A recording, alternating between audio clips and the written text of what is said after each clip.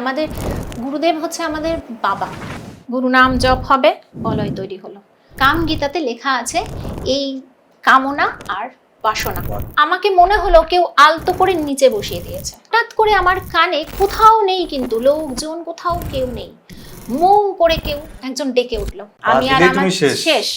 দিনে একবার বসে নামটা জপ করে নেব, 108 মালা।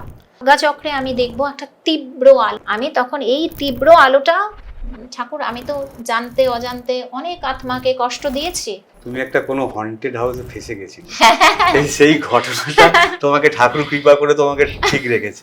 পরে উনি এসছে, এসে বলছে তুমি কি নিয়ে চিন্তা করতেছো? পরীক্ষা নিয়ে, পরীক্ষায় তুমি ফার্স্ট হইবা। আমি যদি প্রসাদ হিসেবে ওটা নেই, সেটা তোমার অনেক ভালো ওই কষায়ের দোকানের মাংস খাওয়ার থেকে। নমস্কার, বাস ভাইবে আপনাদের স্বাগত। আপনাদের সাথে আমি রতন। এতদিন যাবৎ আপনারা ঠাকুরের নানান কথা শ্রী রামনারায়ণবাবুর মুখ থেকে শুনেছেন। নিত্যদিন ঠাকুরের সঙ্গ করবেন কিভাবে, সেই কথাই আজকে আপনাদেরকে শোনাবেন শ্রীমতী পাঞ্চালী গুহ, আর সঙ্গে থাকবো আমি।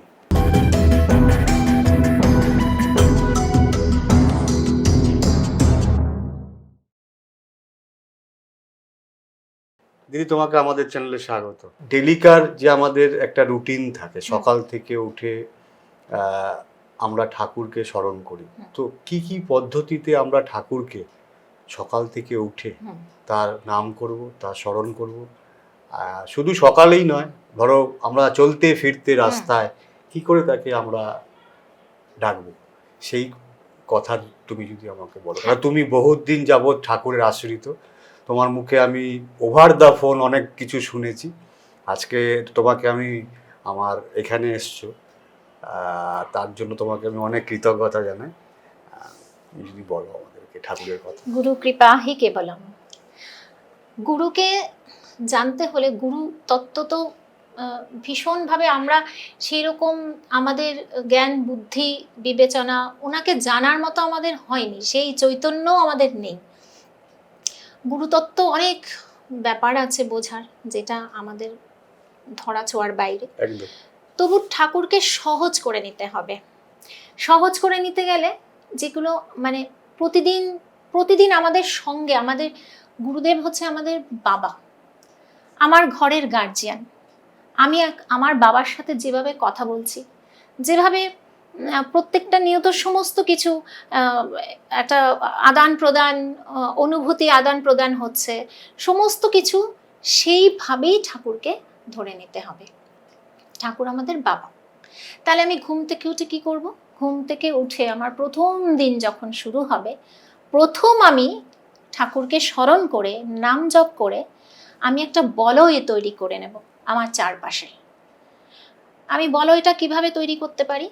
আমি এভাবেও করতে পারি। গুরু নাম জপ হবে, বলয় তৈরি হলো।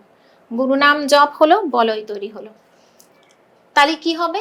আমার কোনো নেগেটিভ এনার্জি যেটা আমরা বলি, সেই নাকারাত্মা যেটা, এর ভেতরে ঢুকতে পারবে না। আচ্ছা, তুমি তোমাকে একটু কাটছি আমি, তুমি গুরু নামের জপের কথা বলছো, সেটা কি জয়রামের জপের কথা বলছো, না তুমি যে নাম ঠাকুরের নাম ঠাকুর যেই নামটা দিয়েছেন সেই নাম জপ? এইবার দেখুন, আমরা সবাই জানি ঠাকুর বলেছে সারাদিন নাম জপ চলবে, আমাদের প্রতিদিনের কাজকর্মে নাম জপ চলবে। একদমই ঠিক আছে, ঠাকুর মালার কথা কিন্তু কোথাও উল্লেখ করেনি। হ্যাঁ, কিন্তু আমার এটা আমার ব্যক্তিগত আমার উপলব্ধি থেকে আমি বলছি, আমি সবাই যদি এটা করতে পারেন আমার মনে হয় উপকৃত হবেন। আমরা তো চলতে ফিরতে নাম করছি, এইবার আমি যদি ধরে নিই যে 10 মিনিট আমি ঠাকুরের সামনেই বসবো, সব ভুলে কোথাও যাব না, তখন আমি একটা মালা নিতে পারি।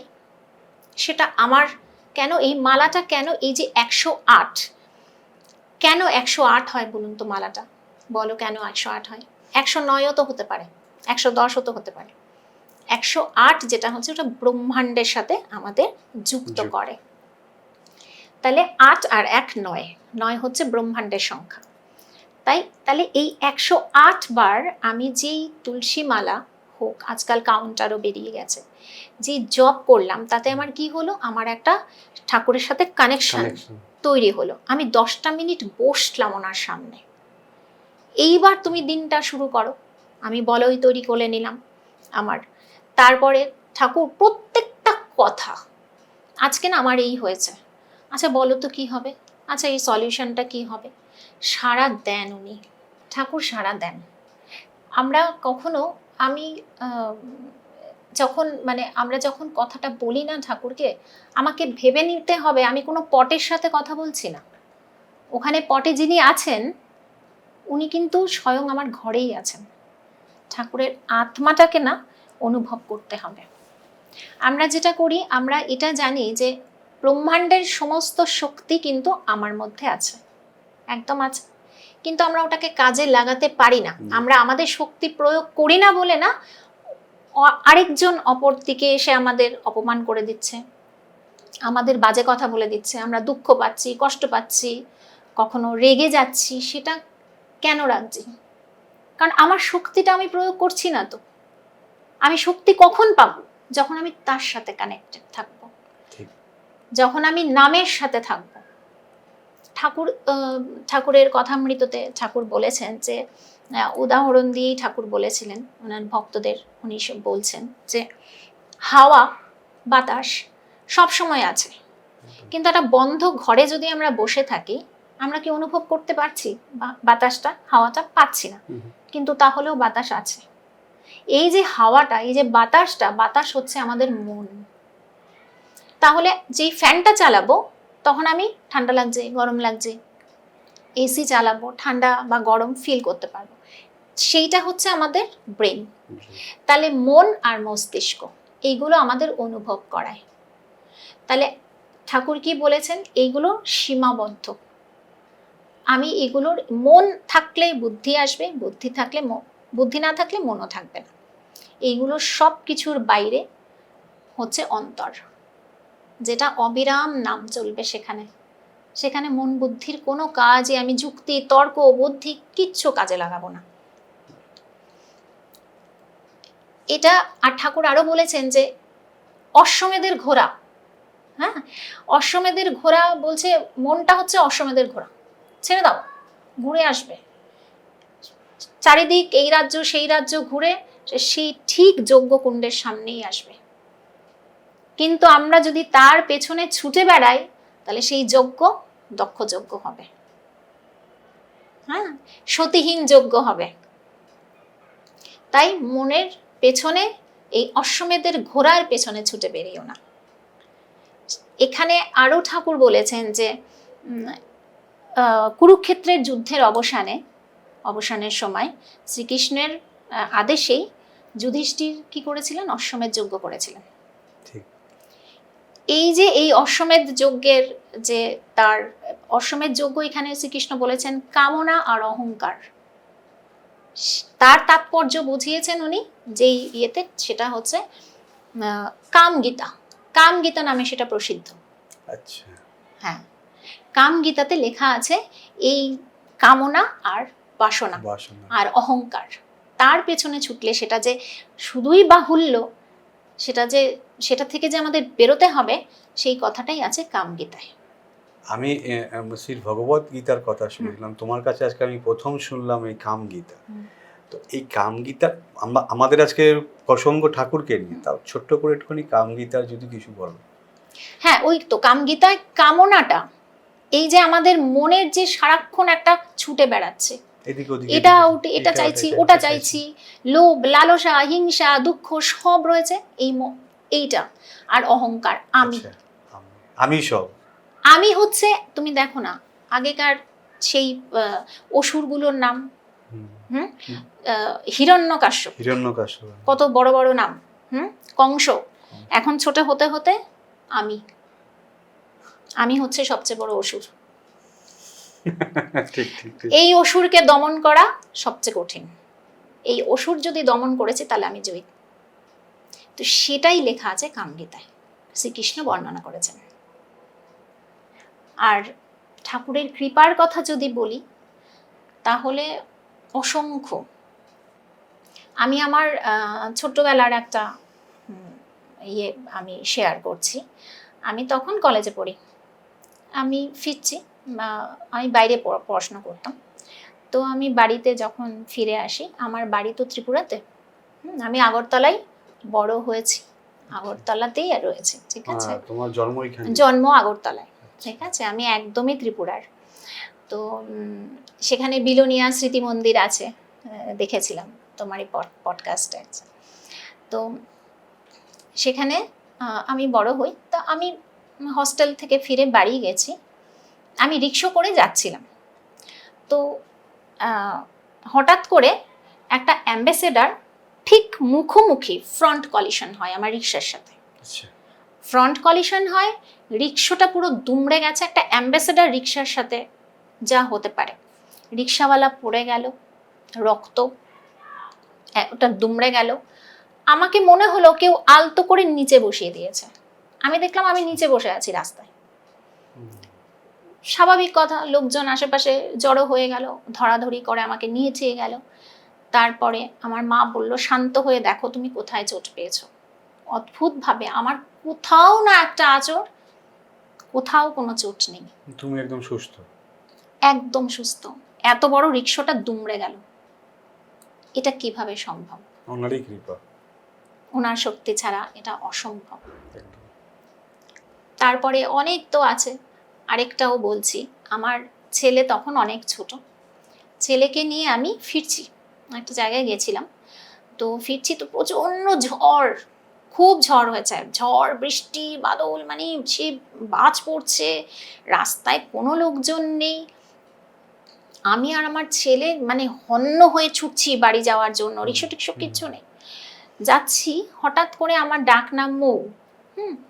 হঠাৎ করে আমার কানে, কোথাও নেই কিন্তু লোকজন, কোথাও কেউ নেই, মৌ করে কেউ একজন ডেকে উঠল। সঙ্গে সঙ্গে আমি, আমার সম্বিত ফিরল।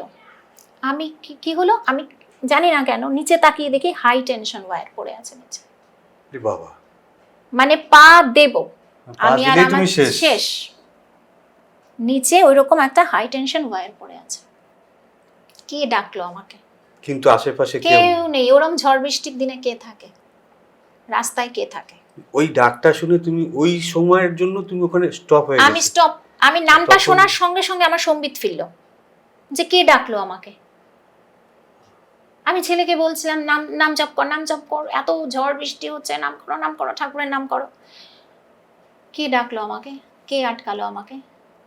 তো তার হাতটা যদি ধরে থাকা যায়, জীবনের পথ চলাটা না সত্যি কোনো অসুবিধা নেই। আমরা যা চাই তাই পেতে পারি, সবসময় ওনার চরণ ধরে থাকতে। একদম। উনি তো জানে আমার কি আছে কি নেই, কোনটা আমার জন্য ভালো। আমি কি বুঝবো আমার জন্য কি ভালো? একদমই না, উনি বুঝবে। উনি বুঝবে। আমি যে, আমার যে সন্তান হয়েছে, আমার যে ছেলে হবে, তোমার যে একটি ছেলে হয়েছে, সেটা কে জানতো? তুমি কি জানতে? আমি জানতাম। তাহলে তার মানে উনি ঠিক করেছে, আমি মাধ্যম। আমার ছেলে এই ভূমিষ্ঠ হয়েছে, আমি মাধ্যম। আমাকে উনি চুজ করেছে যে এই মাতৃ জঠরে তুমি যাও, এই আত্মাকে পৌঁছে দিয়েছে, দিয়ে তার ভূমিষ্ঠ হয়েছে তারই কৃপায়। তাহলে আমি কে এখানে? আমার কর্তৃত্বটা কোথায়? সব উনি। একদম। যেহেতু রিলেশন, তাই মা, এর বাইরে কিন্তু কিচ্ছু না। তাহলে এই যে কঠিন সত্যটা, এইগুলো আমাদের বুঝতে হবে। আমি গল্প, ঠাকুরের তো অনেক কাহিনী আমরা রামনারায়ণ বাবুর থেকেও শুনেছি, আরও অনেকেই বলেছেন, সেগুলো তো দর্শকরা নিশ্চয়ই সব শুনেইছেন। এই যে প্রত্যেকটা মুহূর্তে আমাদের যে সঙ্গে যে ব্যাপারটা, ঠাকুরকে নিয়ে থাকা। আরেকটা কি যেটা আমাদের করতে হবে, সারাদিন কাজকর্ম, আমরা নাম জপ করলাম, তাহলে তিনটে, একটা হচ্ছে ঘুম থেকে উঠে আমি আমার বলয় তৈরি করে নেব, প্রোটেকটিভ, যেটা প্রোটেকশন অরা আমরা বলি, অরা তৈরি করে নিলাম। তারপরে দিনে একবার বসে নামটা জপ করে নেব, 108 মালা করে নিলাম। তারপরে সারাদিনের তো কাজ করছি, নাম জপ হচ্ছে, তাকে শুধু জপ কেন, এই যদি ভাবি এখন আমার ঠাকুরকে তো খাওয়াতে হবে, আজকে ঠাকুরকে আমি ওটা খাওয়াবো, এটাও কিন্তু না। এটাও কিন্তু স্মরণ করা, এটাও কিন্তু জপ। আমি তো স্মরণ করছি তাকে। আমি যদি ভাবি যে আমার ছেলেটা এখন স্কুল থেকে ফিরবে, আমার ছেলেটার জন্য খাবার রেডি করতে হবে, তাহলে আমি ভাববো না কেন আমার বাবাকে আজকে আমি আচ্ছা রাতের বেলার ডিনারটা কি দেবো, আচ্ছা সন্ধ্যে সকালবেলা কালকে আমি কি খেতে দিতে পারি। এইটাও তো জব। এই যে স্মরণ করছি, এই যে ভাবছি, সেটাও তো ঠাকুর সঙ্গ থাকা। এইবার সেটা আমাদের হলো সারাদিন।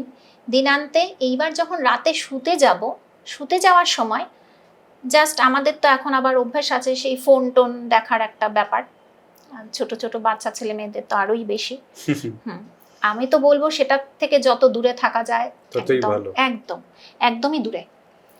কারণ এটা আমাদের সারাদিনের কি করছি না করছি, ওই সারাক্ষণ একটা হাসি খেলার কিছু একটা দেখলাম, সেটাই মাথাটা চলে গেল, আর সেটাই কিন্তু আমাদের ব্রেন কিন্তু ওটাই নিয়ে নিচ্ছে, ওটাই রেকর্ডিং হবে। এবার যে আমরা ঘুমিয়ে থাকছি আমাদের সাবকনশিয়াস মাইন্ডটা জেগে উঠছে, তাহলে আমি যেটা ফিট করব সাবকনশিয়াস মাইন্ড সেটাই নেবে। এবার রাতে যদি আমি এরকম উল্টো পাল্টা একটা দেখলাম, একটা ছ্যাবলামো কিছু ভিডিও দেখলাম, আমি তো ঘুমিয়ে পড়লাম ফোনটা অফ করে, ওই রেকর্ড কিন্তু আমার চলবে। তাহলে সেটাকে আমি পজিটিভ দিকে নেব। কি করব, আমি প্রথম 15 মিনিটস আমি চেক করব আমি সারাদিন আজকে কি করেছি, কয়বার ওনার সঙ্গ করেছি, কয়বার ওনাকে মনে না করে ওনার ত্যাগ করেছি, সেই 15 মিনিটস আমাকে চেক করতে হবে। এই যে চেক করলাম তখন আমি রিকালেক্ট, ও আচ্ছা না আমার এই জায়গাটা অন্যায় হচ্ছে, না আমার এটা করা হয়নি, আমার কিন্তু কারেকশনের জায়গা তৈরি হচ্ছে। যে এইবার কারেকশনের জায়গাগুলো আমি বুঝে নিলাম, আমি আর নেক্সট দিন সেগুলো রিপিট করব না, আর আরেকবার নাম স্মরণ করতে করতে করতে করতে ঘুমিয়ে পড়বো। তাহলে কি হয়, পরের দিনের প্ল্যাটফর্মটা তৈরি হয়ে গেল আমার। এইবার খুব ভালো হয় যদি কেউ ব্রহ্ম মুহূর্তে ওঠে। ব্রহ্ম মুহূর্তে উঠে যেটা আমরা মেডিটেশন বলি, কিছু না, প্রথম 5 মিনিট মন চঞ্চল হবেই। এক্ষুনি বললাম ঠাকুর বলেছে অশ্বমেধের ঘোড়া, মন চঞ্চল হবে, ভাববো না আমরা, আসবে এদিকে, আসবে এদিকে চলে যাবে, ওকে রাখবো না ধরে, ও চলে যাবে, মনের দিকে মন আসবে, চঞ্চল হবে, কিচ্ছু ভাববো না, তবু স্থির থাকবো। কিভাবে স্থিরতা করব, আমরা প্রথম ঠাকুরকে উপলব্ধি করতে হবে। সবরই কি করেছিল, ঠাকুরকে আসবে রামচন্দ্র আসবে বলে ফুল দিয়ে পথ সাজিয়েছিল, তাই না? তাহলে আমাদের গুরুদেবকেও তো আমরা এইভাবে আরাধনা করতে পারি, ঠাকুর তুমি এসো, আমি আমার অন্তরকে ফুল দিয়ে সাজিয়েছি, মনে মনে মানসিক পূজা কিন্তু ভগবান সবচেয়ে বেশি নেন, সবচেয়ে বেশি কাছের।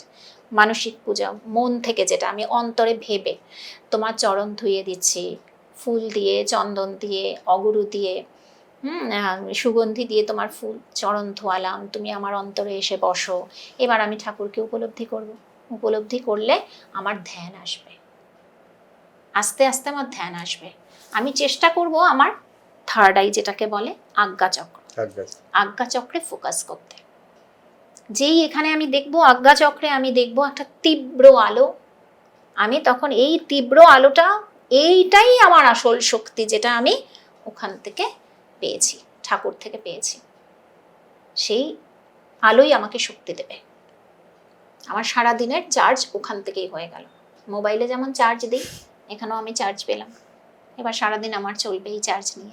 আচ্ছা, তোমাকে একটা কথা জিজ্ঞেস করি, রামনারায়ণ বাবুর যেসব এপিসোডগুলো থাকে ওর মধ্যে কোনো এক ভক্ত লিখছেন বা শিষ্য বা ওনার আশ্রিত লিখছেন, আমি কখন নাম জপ করব। যেহেতু তুমি একজন ঠাকুরের আশ্রিত দিদি, তোমার মতে কি বলে, কখন নাম জপ সব থেকে বেশি করা উচিত বা কম করা উচিত? তো নাম জপের তো কোনো সময় হয় না, তুমি সব সময় নাম জপ করতে পারো। যেমন আমি আমার কথা বলছি পার্সোনালি, আমি আমার যেটা গুরু মন্ত্র, সেটা আমি হয়তো ঠাকুর ঘরে দুপুরবেলা যখন স্নান টান করে একবার করি, আর সারাদিনে হয়তো 4-5 বার আমার যখন মনে আসে। আর জয়রাম জয়রাম তো আমি সবসময় মনে মনে করতেই থাকি। এরকম তো কোনো বাধ্যকতা কি আছে যে কোনো সময় আমি এই সন্ধ্যাবেলা করবো বা রাত্রিবেলা? জপ আর মন্ত্রের মধ্যে ডিফারেন্স আছে। মন্ত্র সবসময় শুদ্ধিকরণের ব্যাপার আছে, হ্যাঁ, কিন্তু জপ কিন্তু যেখানে সেখানে করা যায়, সূচি অসুচি নেই জপের। নাম জপের, নাম ঈশ্বরের নাম জপের, গুরুদেবের নাম জপের কোনো সূচি অসুচি নেই।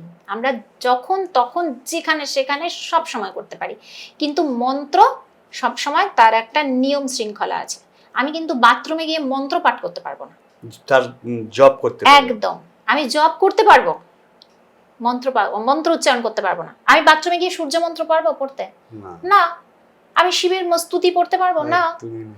তাহলে আমি গুরু নাম জপ করতে পারবো। কাজেই এটার সত্যি কোনো বাধা নিয়ম নেই, যখন তখন করা যায়। আর বেস্ট হচ্ছে যেটা আমি বললাম, 10টা মিনিট পুরো ফোকাসড, আমি তোমার কাছে বসলাম, 10 মিনিট তোমাকে স্মরণ করব। এতে আমাদের কি হবে, আশেপাশের যে আমরা যেটা বলছি না, আমাদের পাশে দেখবে যত কিছু খারাপ হয়েও থাকুক আমাদের এফেক্ট করবে না, মানে নেগেটিভ ঊর্জাটাকে সে এফেক্ট করবে না। আমার সেই শক্তি তৈরি হবে, আর আমার মধ্যে সিক্সথ সেন্সটাও জাগবে, সাবকনশিয়াস মাইন্ড আমার জাগবে। আমি বুঝতে পারবো ওখানে আমার কোথায় বিপদটা হতে পারে, আমার পাশে কি হতে পারে। মানে আজকাল তো কলিযুগ তো সাংঘাতিক, আমরা তো দেখতেই পাচ্ছি খবর সবকিছুতে চারিদিকে যা চলছে, সেই জায়গায় এটা ভীষণ প্রয়োজন, ভীষণ প্রয়োজন। আমার শক্তিটাকে আমার কাজে লাগাতে হবে, সেটার একটাই উপায় কানেকশন, তার মাধ্যমে একদম। এছাড়া তো আর উপায় নেই, ওনার কানেকশন ছাড়া আর আমার এই উপায় নেই। এই যে আমি তৈরি করলাম, নিজের শক্তিটাকে প্রয়োগ করলাম, কিসে করব? আমি, কে আমাকে বকলো, আচ্ছা ব্লেসিং, তাকে আশীর্বাদ কর। আমরা যত লোককে আশীর্বাদ করব, যত পজিটিভ চিন্তা করব, তত সেই জিনিস আমার মধ্যে কিন্তু আমার কাছেই ফিরে আসবে। এটাই নিয়ম। আমি যা এনার্জি দেব, আমি সেই এনার্জি ফেরত পাবো। আমি ভালো চিন্তা করলে ভালো পাবো, খারাপ চিন্তা করলে খারাপ পাবো। এটা তো একটা সহজ কথা, আমরা সবাই জানি। তো সেইভাবে নিজের অরাটাকে আমরা স্ট্রং করতে পারি, যার জন্য প্রত্যেকটা এখন ট্রেনে বাসে মানে কোথাও দেখুন নানান ধরনের লোকজন আছে না চারপাশে, কেউ বাজে কথা বলছে, কেউ একটা কুদৃষ্টি দিচ্ছে, সেগুলো তো আমার মনই যাবে না। আর সরি আর থ্যাংক ইউ হচ্ছে সবচেয়ে মানে দুটো কি বলবো শক্ত, মানে আমরা কিন্তু এগুলো জেনারেলি আমরা বলতে পারি না। হ্যাঁ, থ্যাংক ইউটা তো আমাদের মুখে আসবেই না, সরিও আমাদের মুখে আসবেই না। একমাত্র কারোর পায়ে আঘাত করলে আমরা সরি, কিন্তু না, সরি আর থ্যাংক ইউটা কিন্তু সাংঘাতিক মূল মন্ত্র। প্রত্যেকটা আত্মার কাছে আমরা কৃতজ্ঞ, প্রত্যেকটা আত্মার কাছে আত্মাকে দুঃখ দেওয়ার জন্য আমি দুঃখিত। আর প্রতিদিন আমার মনে হয় প্রতিদিন এটা চাইতে ঠাকুরের কাছে এটা বলতে হবে যে ঠাকুর, আমি তো জানতে অজান্তে অনেক আত্মাকে কষ্ট দিয়েছি, সবার কাছে আমি ক্ষমা চেয়ে নিলাম। আমাকে যারা দুঃখ দিয়েছে, কষ্ট দিয়েছে, আমি তাদের ক্ষমা করে দিলাম। এইটাই হচ্ছে ডিটাচমেন্ট।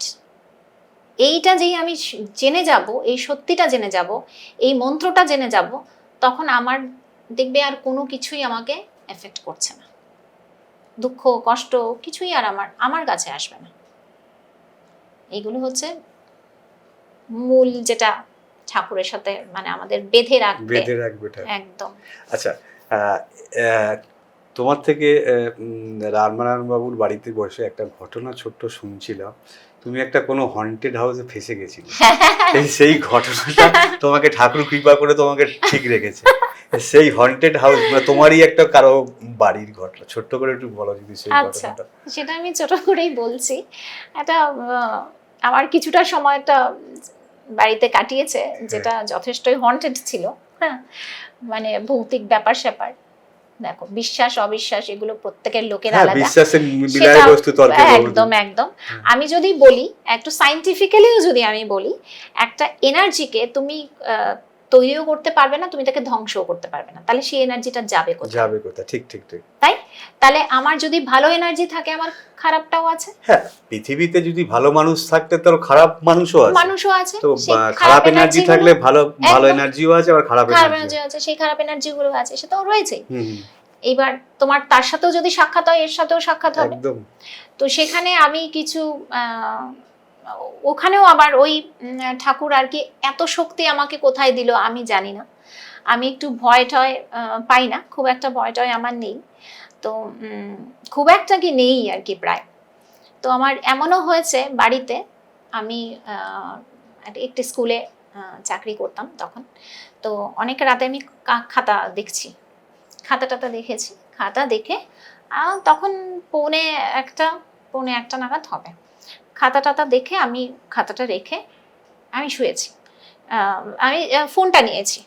ফোনটা নিতেই ফোনে যখন একটা ক্যামেরাতে যেরকম ছবি ওঠে টাক করে সেরকম একটা আওয়াজ হলো। আমি ফোনটা দেখলাম, ঠিক আমার মাথার ওপরে কোনো একটা অবয়ব ঠিক এমনি করে দাঁড়িয়ে আছে। ঠিক আছে, আমার মাথার ওপরে এই পাশে একটা ওয়ার্ড্রপ আছে, একটা ওয়ার্ড্রপ ছিল, একটা ওই কি হোল্ডার এগুলো ছিল, তো সবই আছে, ওখানে দাঁড়িয়ে আছে। তোমার ফোনটা কি রাখা ছিল? আমার ফোনটা আমার হাতে ছিল। আচ্ছা, হাতের মধ্যেই ফটোটা উঠেছে। আচ্ছা, হ্যাঁ, আমি ফটোটা দেখলাম, দেখে এবার আমার ওই সময় কি করার আছে, কিছু আছে কি করণীয়? কিছু নেই। আমি হাউমাউ করে চিৎকার করে বেরোতে পারবো না। আমি শান্ত হয়ে গেলাম। আমরা হন্টেড ফিল্মে যেমন দেখি একদম যে ক্যামেরাতে অবয়ব ধরা পড়ে, ওঠে, সেটা তোমার ক্যামেরাতে ধরা পড়েছিল? একদম। আমি সেটা ছবিটা দেখিয়েও ছিলাম। সেটা অবশ্য অনেক বছর আগে, 2012-13 কথা। তো আমি সবাইকে দেখিয়েও ছিলাম। তো সেই ব্যাপারগুলো হয়েছিল আমার বাড়িতে। তারপর আমি কোনো একটা ঘোস্ট হান্টারকে, যে প্যারানর্মাল অ্যাক্টিভিটিস যাদের, ওদেরকে আমি ফোনও করেছিলাম, ওদের সাথে যোগাযোগও করেছিলাম। নানান কিছু হয়েছে, এটা একটা এক্সাম্পল বললাম। তারপরে ওরকম ছিল, আমি অত রাতে আর কি করব, গুরু সহায়, তুমি দেখে নিও। বললাম তো সত্যি তো কিছু হয়নি, আমাকে মেরেও ফেলেনি, কিছুই হয়নি, আমি মরেও যাইনি, ওর মতো রয়েছে, ওই যে প্রোটেক্ট করেছে আমাকে। তাহলে এতটা জায়গা থেকে এত শক্তি আমি পেলাম কোথায়? ওই রকম একটা সিচুয়েশন যেখানে আমার মাথার উপরে দাঁড়িয়ে আমি দেখতে পাচ্ছি, সেখান থেকে তো বেরোনোটা চারটিখানি কথা না, চারটিখানি কথা। তারপর আমি শুনেছি তুমি ওই বাড়িতে 4টে বছর কাটিয়েছো। 4টে বছর ওইভাবে প্রতিদিন কাটিয়েছি। কিছু না কিছু নতুন কিছু হয়েছে আমার সাথে, প্রতিদিন কিছু না কিছু হয়েছে। এটা হয়েছে, আরও এক সময়, এত তো মনেও পড়ছে না, অনেক কিছুই হয়েছে। মাঝে মাঝে ঘরের মধ্যে আর কি কিছু দেখতাম যে একবার হয়েছে, হ্যাঁ, কিছু ওই রক্ত টাইপের ওরকম, হ্যাঁ। তারপরে কখনো দেখেছি মাছের কাটা এগুলো ঠিক আমার ঘরের মাঝখানে কেউ কাঁচা মাছ, হ্যাঁ, কাটা ফাটা ওগুলো রেখে দিয়েছে। এরকম অনেক কিছুই হয়েছে, কিন্তু ঈশ্বরের কৃপায় তো আমি কেয়ার করোনি। না, তুমি ওনার উপরে সব ছেড়ে দিয়েছো। একদম তুমি রেখেছো, তুমি দেখে নাও কিছু হবে কিনা। উনিও কিছু না কিছু একটা রাস্তা আমাকে সত্যি বার করে দিয়েছিল। হ্যাঁ, বার করে দেওয়াতে তো আমি ওই জিনিসটাকে কাটিয়ে উঠেছি। এখন তো যাই হোক, সেই বাড়ি আমি আর থাকছি না, ওই বাড়িতে পাল্টে নিয়েছি। তো একদমই ওনার কৃপা, নাহলে ওই পরিস্থিতি থেকে বেরোনো না সত্যি খুব কঠিন। আমরা তো মানুষই কি অর্ধেক, আমরা যদি দেখো ভূত প্রেত সবটাই ইমাজিনেশন। একদম, আমরা কিন্তু ইমাজিন করে, সবটাই ইমাজিনেশন বলবো না, ভুল বলেছি, আমরা ইমাজিন করে কিন্তু আরো বেশি ভয় পাই। হয়তো কিচ্ছু নেই, আমি ভাবছি কিছু আছে, সেটাও কিন্তু আমাদের সাংঘাতিক এফেক্ট করে, আরো বেশি এফেক্ট করে। আর এটা তো আমি দেখতে পাচ্ছি, আমি তো কল্পনার তো প্রশ্নই নেই, কারণ আমি এগুলো নিয়ে ভাবিই না, এগুলো নিয়ে কল্পনাই করি না। কাজে আমি কখনো ভাববই না যে এখানে কোনো ভূত আছে বা প্রেত আছে বা কিছু আছে, যাই হোক, যেটা নেগেটিভ এনার্জি আছে, সেগুলো তো আমার ভাবনা চিন্তার মধ্যেই নেই। তার মানে জিনিসটা ছিল, কিন্তু তারপরেও আমার ওই যে শক্তিটা, আমি ঠিক আছে, যখন যেটা হবে কাটিয়ে নেব, থাকতে সবই উনি জানেন। ঠাকুরের কৃপার তো সেগুলো তো আছেই। হ্যাঁ, আরেকবারও হয়েছে, আমি তখন সেটাও বলি, আমি তখন 12-এ পড়ি, মানে পরীক্ষা দিয়েছি। 12-এর পরীক্ষা দিয়ে আমি আমার বারান্দায় আগরতলাতেই আমি বসে আছি, যে রেজাল্ট, তখন তো আর মোবাইলের ব্যাপার নেই, তো আমি বসে আছি বারান্দায়, বসে ভাবছি যে কি হতে পারে, আমার রেজাল্টটা কি হতে পারে, আর বেরোচ্ছে না, আজকে বেরোবে কালকে বেরোবে, এইসব জিনিসগুলো হচ্ছে। তা আমি বসে আছি, হঠাৎ করে দেখলাম একজন একদম বেশ বয়স্ক একজন ভদ্রলোক, আমাদের বাড়িটা না অ্যাকচুয়ালি মেইন রাস্তা থেকে অনেকটা গলি, হ্যাঁ, গলিটা দিয়ে ঢুকতে হয়, অনেকটা গলি। আর যাকে আমি দেখেছি উনি প্রচন্ড বয়স্ক, সে ঝুঁকে পড়েছে বার্ধক্যের ইয়েতে ঝুঁকে পড়েছে, সাদা একটা ধুতি পরেছে, ধুতি পরে উনি এসছে, এসে বলছে তুমি কি নিয়ে চিন্তা করতেছো, পরীক্ষা নিয়ে, পরীক্ষায় তুমি ফার্স্ট হইবা। আচ্ছা বললো আর রেজাল্টটা ভালো হলে, পরীক্ষার ফল ভালো হলে তুলসীর মাটি কপালে দিও। তুলসীর মাটি? হ্যাঁ, তুলসী গাছ যেখানে পোঁতা থাকে, তুলসী আচ্ছা। বেদির মাটি নিয়ে কপালে দিও। আমি বললাম আচ্ছা আচ্ছা দাদু দাঁড়াও দাঁড়াও, আমি ভাবছি বলেছেন উনি, ঠিক আছে আমি ওনাকে একটু চাল টাল ঘর থেকে কিছু নিয়ে আসি। আমি বলছি আচ্ছা দাদু দাঁড়াও দাঁড়াও আমি নিয়ে আসছি। আমি ঘরে ঢুকেছি, ঘরে ঢুকে একটু চাল নিয়েছি, বেরিয়ে দেখি উনি নেই। নেই মানে আমি গেটের সামনে গেলাম, এত বড় গলিটা আমার রাস্তায়, ওই রকম বয়স্ক লোক কত তাড়াতাড়ি যাবে? তাও আবার ওনার ওই রকম ওনার বয়স একটা লোক কত তাড়াতাড়ি কি দৌড়াবে? তাকে আর তুমি দেখতে পেলে না? কোথাও দেখতে পেলাম না। আর সত্যি সত্যি আমি যখন ফার্স্ট ডিভিশন পেলাম তখন আমার মা বলল তাহলে ঠাকুর এসেছিলেন, বুঝে গেছো, তুলসীর মাটি দাও। তুলসী তলার মাটি নিয়ে কপালে দিলাম। কি সাংঘাতিক অনুভূতি! আমি সেদিন, তখন না, এখন ভাবি যে আমি ওই উপলব্ধিগুলো তখন করিনি, মানে ঠাকুর তো করান না, না ভুলিয়ে রেখে দেন। তুমি কত ভুলিয়ে বছর রেখে দেন। বয়সে ঠাকুরের নাম নিয়েছিলে? হ্যাঁ, আমি নামও নিয়েছি, কিন্তু অদ্ভুতভাবে খেলতে খেলতে আমার নাম হয়েছে। সেটা যদি একটু বলো। হ্যাঁ, আমি তখন 8 বছর বয়স। আচ্ছা। আমার মামার বাড়ির পাশে, আগরতলায় অনেকেই জানে মধুবাবুর বাড়ি, ওখানে মহারাজ এসছিলেন, মানে সুনীল মহারাজজি, মহারাজ এসছিলেন। আমরা ওই বাড়িতে খেলতে যেতাম। তা আমার মামার বাড়ি পাশে, মামার বাড়ি, আমার মামা মধুবাবুর ঘটনা যেটা আমরা শুনেছি, হ্যাঁ হ্যাঁ রামরাম বাবুর কাছে। হ্যাঁ, আচ্ছা, মধুবাবুর পাশেই আমার মামার বাড়ি। মামার বাড়িতে গেছি, এইবার মধুবাবুর বাড়ির বাচ্চারা আমরা একসাথে খেলাধুলো করি, তো ওখান থেকে আমি ওদের সাথে খেলতে চলে গেছি মধুবাবুর বাড়িতে। তখন ওনার বাড়িতে উৎসব চলছে, সুনীল মহারাজজি এসছেন। এবার খেলতে খেলতে খেলতে খেলতে আমি ওই ঘরে ঢুকে পড়ি, যেখানে মহারাজ বসে আছেন না, আমি ওই ঘরে ঢুকে পড়েছি খেলার ছলে। কিন্তু চান খাওয়া কিছু নেই, সারা গায়ে মাটি লেগে আছে, ধুলোবালি, ঢুকে গেছে ভেতরে। ঘরে ঢুকতেই কি হয়েছে দেখি, সবাই বসে টসে আছে, দরজা বন্ধ করে দিয়েছে, দিয়ে বলছে এবার নাম হবে। এইবার আমি বলছি আমি তো এবার আমি কি করবো, বেরোবো কি করে, আর নাম হবে মানে কি হবে, এখানে কি সাংঘাতিক জিনিস বোধহয় একটা হবে। প্রচন্ড ভয় পাচ্ছি আমি ছোটবেলা থেকে মা আমাকে বলেছে উনি সব। আমার দিদা কিন্তু স্বয়ং দিদিমা ঠাকুর থেকে নাম পেয়েছেন, স্বয়ং না ঠাকুর থেকে নাম পেয়েছেন। হ্যাঁ, কাজে আমার মামার বাড়িতে এই ব্যাপারটা ছিল ঠাকুরের। তা আমার মা বলেছে উনিই কিন্তু সব, ছোটবেলা থেকে এটাই জেনে নিয়েছি আমি। জয়রাম জয়রাম বলো, কিছু হলেই জয়রাম জয়রাম বলো।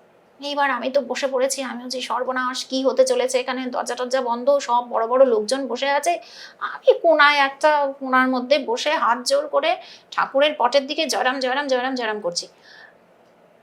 মহারাজজি অনেক কিছু বলেছেন, অনেক কথা বলেছেন, আমার কোনো কিচ্ছু কানে যায়নি, ঠিক নামটা কানে গেছে, শুধু নামটা কানে গেছে, তার অন্য কোনো কথা আমার কানে যায়নি। কানে যাবে কি করে, আমি তো জয়রাম জয়রাম করে, আমি তো এক্সাইটেড, মনটা তো আমার অস্থির, ওইদিকে জয়রাম জয়রাম করছি, ভয় পাচ্ছি, কিচ্ছু কানে যায়নি, শুধু নামটা কানে গেছে।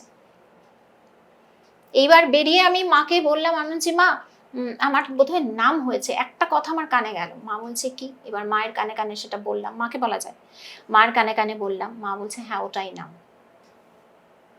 এইভাবে আমার নাম হয়ে গেছে, একদম এইভাবে আমি ঠাকুরের নাম পেয়েছি খেলার চলে। তো এই কৃপা ছাড়া তো হয় না, কৃপা ছাড়া হয় না, ছাড়া তো অবশ্যই হয় একদম না। আর আমরা না এই যে বিশ্বাস করি বা না করি, জন্ম জন্মান্তরের একটা থাকে কিন্তু বন্ধন, যেটা আমরা বলি, তাই না? আমরা এই যে আমরা বলি না ঠাকুর আমাকে সংসার বানিয়েছেন, সংসারী বানিয়েছেন, একদম না, ঠাকুর বানায়নি সংসারী, আমরা হয়েছি। আমাদের কীর্তিকলাপ, আমাদের কর্ম দিয়ে আমরা বেঁধে আছি, আমরাই নিজেদের সংসারের মধ্যে বাঁধি, একদম ভগবান বানায় না, বাজে কথা। হ্যাঁ, ঠাকুর কেন করেছে? আরে ঠাকুর করেনি ভাই, তুমি নিজে করেছো, তোমার কর্ম দিয়ে তুমি করেছো। আমি এই আমার স্ত্রী পুত্র সন্তানের এত বেঁধে আছি, যখন আমরা কি করি, মায়া, আমরা যখন কি হয় দেখুন, দেহটা যখন আমাদের ছেড়ে যায়, প্রাণটা যখন চলে যায়, যেই চিন্তাটা নিয়ে আমরা যাব, সেই চিন্তা নিয়েই কিন্তু আত্মা আরেকটা দেহে প্রবেশ প্রবেশ করলো। করবে। তাহলে আমি কি নিয়ে যাচ্ছি? আমার ছেলে মেয়ে বন্ধন, এরা কিভাবে থাকবে, কিভাবে খাবে, এই চিন্তা করতে আমি তো একবারও নাম নিইনি, একবারও তো সারেন্ডার করিনি, একবারও তো হাত তুলে বলিনি যে আমি আর ফিরতে চাই না, আমি তোমার কাছেই থাকতে চাই, সেটা তো বলিনি। ওই যে চিন্তা করে করে যাচ্ছি, আবার ওই চিন্তাতেই ওখানে আসছি। তাহলে আমি কোথায় ভগবান আমাকে সংসারী বানিয়েছে বলো? ঠিক, আমি তো আবদ্ধ হয়েছি আমার নিজের কর্মের জন্য। ঠিক।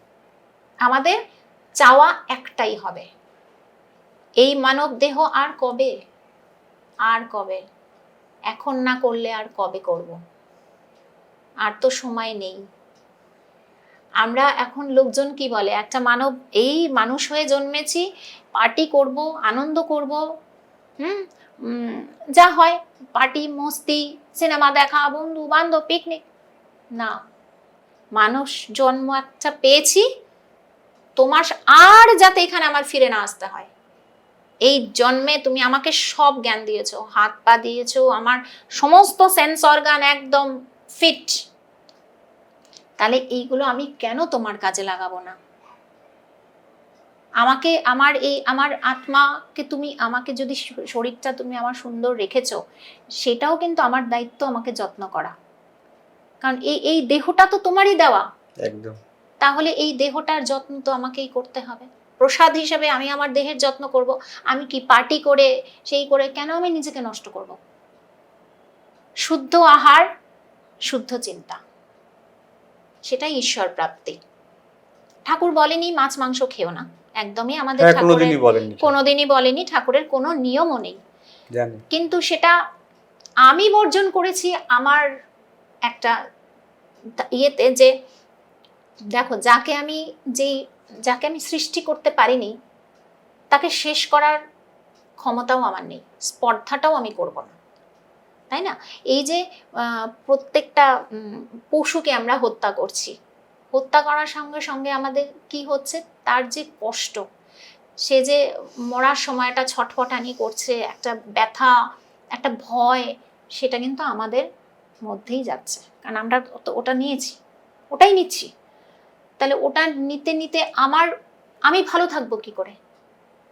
কারোর কষ্ট যদি আমার মধ্যে আমি রক্তে মিশে যায়, সেখানে আমার ভালো থাকার জায়গাটা কোথায়? তাহলে আমাকে ভালো রাখতে গেলে আমি নিশ্চয়ই অন্য কাউকে ক্ষতি করব না। একদম। তাহলে এই জন্যই বলে শুদ্ধ আহার। আবার আমাদের বাঙালিদের আছে নিরামিষ মানে হচ্ছে পেঁয়াজ রসুন বর্জন, একদম না। পেঁয়াজ রসুনে কাউকে মারছি না আমি, কারোর প্রাণহানি হচ্ছে না, সেটা একটা উদ্ভিদ, হচ্ছে, বড় হচ্ছে, আবার তুমি গাছ কেটে দিচ্ছ, আবার বড় হচ্ছে, তার কিচ্ছু নেই, কিন্তু ওখানে তুমি রক্ত ঝরাচ্ছ, কারোর কষ্টটা নিচ্ছ।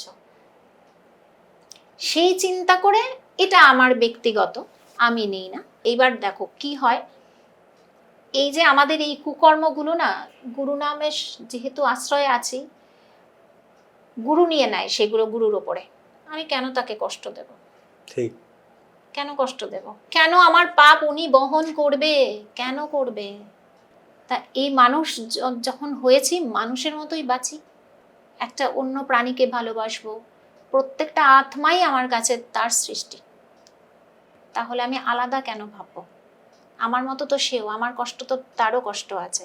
আজকে আমরা বলি, যখন বলি হয়, আমরা তখন কি বলি, বলিটা কেন হচ্ছে, এটা দেখবে যে বলি বন্ধ করা উচিত। হ্যাঁ, বলি কেন হচ্ছে, এইভাবে পশু হত্যা হচ্ছে, পাঁঠাটা চিৎকার করছে, পারছি না শুনতে।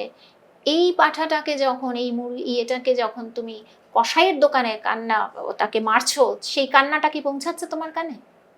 সেটা তো পৌঁছাচ্ছে না। তখন তুমি সুন্দর করে গিয়ে, তখন তো তোমার মনে হচ্ছে না যে এটা বন্ধ করা উচিত। যখন মায়ের কাছে উৎসর্গ হওয়া মানে কি জানো তো, সেটা আর একটা ব্যাপার আছে। কিন্তু এই যে বলি হয়, যে পশুটার বলি হয়, সেটা কিন্তু তার একটা আলাদা, আমরা বলি এটাকে চুজেন সোল। হ্যাঁ, ঈশ্বর তাকে চুজ করেছে, তার এই সে পশুজনি থেকে মুক্তি পেল, তার কিন্তু আর জন্ম হবে না। তখন কিন্তু তার একটা আলাদা পজিটিভ ঊর্জা তৈরি হয়ে যায় এই পশুটির। সে চিৎকার করে কিন্তু দুঃখে না, সে ঈশ্বরকে ডাকে। ওই চিৎকারটা তার ঈশ্বরকে ডাকা। সে কষ্টে ডাকে না, সে জানে আমার মুক্তি, এখন আমি এখান থেকে সোজা ওই দরজায় যাব। তাহলে আমি যদি প্রসাদ হিসেবে ওটা নেই, সেটা তোমার অনেক ভালো ওই কসাইয়ের দোকানের মাংস খাওয়ার থেকে। কাজেই আর আগে বুঝতে হবে তার মধ্যে। তাহলে তুমি একটা জিনিস আমাকে বলো, এটা আমাদের আলোচনার অনেকটাই বাইরে। আমি এই যারা দেখবে, যেহেতু ঠাকুরের কথা, এখানে আমার কথাটা ওঠানো একদমই উচিত নয়। কিছু রিচুয়ালস থাকে যেগুলো আমরা বাংলায় বলি তুকতাক, মানে সেইখানে মুরগির গলা কেটে তার রক্তটাকে ইউজ করা হয়। আচ্ছা, এই ক্ষেত্রে এগুলো করা কি ঠিক? একদম না। এইবার দেখো, আমার চোখে কিন্তু দেখা নয়, এগুলো আমার শোনা। আচ্ছা, হ্যাঁ, সেটাও আমারও, আমি তো ওগুলোর মধ্যে নেই, যেহেতু আমরা ঈশ্বরের সাথে থাকি। এগুলোর মধ্যে কেন, তন্ত্র আর মন্ত্রের মধ্যে তো প্রচুর পার্থক্য আছে। তন্ত্র মানে হচ্ছে ওই একটা আলাদা জগৎ, রিচুয়ালস দেখো সবকটা আলাদা আলাদা জায়গা। হ্যাঁ, ভক্তি আর পুজো এক না, না একদমই না, একদম না। আমি কাশি ঘন্টা নাই বাজাতে পারি, একটা গান গেয়েও কিন্তু আমার ভক্তি হয়, একদম। হ্যাঁ, তাহলে আমার কাশি ঘন্টা, আমি ধূপকাঠি দেখাচ্ছি, পুজো করছি, 10 বার করে এই করছি, মন্ত্র জপ করছি, তাতে কিন্তু আমার এটা কোথাও গ্যারান্টি নেই যে আমি ঠাকুরের সাথে কানেক্ট হয়ে গেছি। দরকার নেই, আমার ফুল পুজো নাই হতে পারে, আমি বসে থেকেও শুধু তার সাথে কানেক্ট হয়েও আমার পূজা হতে পারে। কাজে ভক্তি আর এগুলো আর রিচুয়ালস আমরা কি জানি, দেখো, গড অ্যান্ড ডেমি গড, দেব দেবীরা ডেমি গড, ঈশ্বর একজনই, ভগবান একজনই, সৃষ্টিকর্তা একজনই। হ্যাঁ, আর তাহলে এইগুলো হচ্ছে আমাদের রিচুয়ালস মাত্র। তাহলে ঈশ্বর তো বলেনি কোনো প্রাণকে হত্যা করো। তাহলে এই জায়গাগুলো আমাদের ডিফারেন্সগুলো বুঝতে হবে। রিচুয়ালস কি, পূজা অর্চনা কি, ভক্তিটা কি, গড কি আর ডেমি গডস কি, তাহলে আমরা বুঝতে পারবো যে আমার কোন পথটা আমার নেওয়া উচিত, কোন দিকটায় আমার সঠিক আমি যাব। আমরা মহাভারত দেখব। মহাভারত দেখো, আমাদের মা ঠাকুমারা মহাভারত দেখেছে, শিখলোটা কি? খালি রূপা গাঙ্গুলির যাওয়া আসা না তো, তখন আমরা অনেকটাই ছোট ছিলাম। তাহলে এখানে তো আমি একটা কাহিনী, একটা সিরিয়াল বসে দেখছি না, আমাকে মহাভারতটা আমার নিজের জীবনে অ্যাপ্লাই করার জন্য। আমরা ভাগবত পড়ি না, পড়তে হবে, নালে আমরা, জানো তো, ঋণ একটা কথা, ঋষি ঋণ থাকে। মুনি ঋষিরা যেটা লিখে গেছেন না, পুরাণ ভাগবত, এগুলো পড়তে হবে, না হলে আমাদের কিন্তু ঋষি ঋণও থাকে। তাহলে এই ঋষি ঋণের জন্য তাহলে ভাগবতটা পড়বো কেন? শুধু কি আমার নিয়ম ভাগবত পড়া না, ভাগবতটা আমার জীবনে অ্যাপ্লিকেশনের জন্য, আমি অ্যাপ্লাই করব। শ্রীকৃষ্ণের প্রত্যেকটা দিক কি সুন্দর।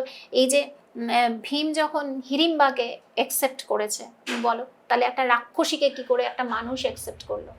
যে না, সে তো তারই সৃষ্টি, হতে পারে সে রাক্ষসী, তার অন্য রূপে রয়েছে, কিন্তু ওনারই সৃষ্টি, তাহলে ও আমার। তাহলে এই যে অ্যাকসেপ্টেন্স, এই জিনিসগুলো আমাদের শিখতে হবে। আমি এখান থেকে কি শিখলাম? এখান থেকে অ্যাকসেপ্টেন্সটা শিখলাম। প্রত্যেকটা আত্মাকে আমি অ্যাকসেপ্ট করে নেব, সে যতই খারাপ হোক, সে রাক্ষসী তো, তার থেকে আর কি খারাপ হবে?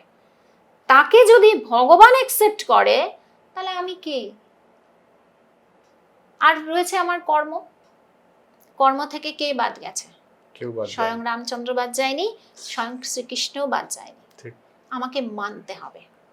এই যে বললে তোমার যেটা তন্ত্র তুকতাক যেটা বললে, সেটা আমি যতটা খুব একটা বেশি ওটার ব্যাপারে জানি না, তবু যেটা জানি, দেখো, প্রথম হচ্ছে আমি ভেবে নেব কেন আমার ওপরে অ্যাপ্লাই হচ্ছে, সোর্সটা কি?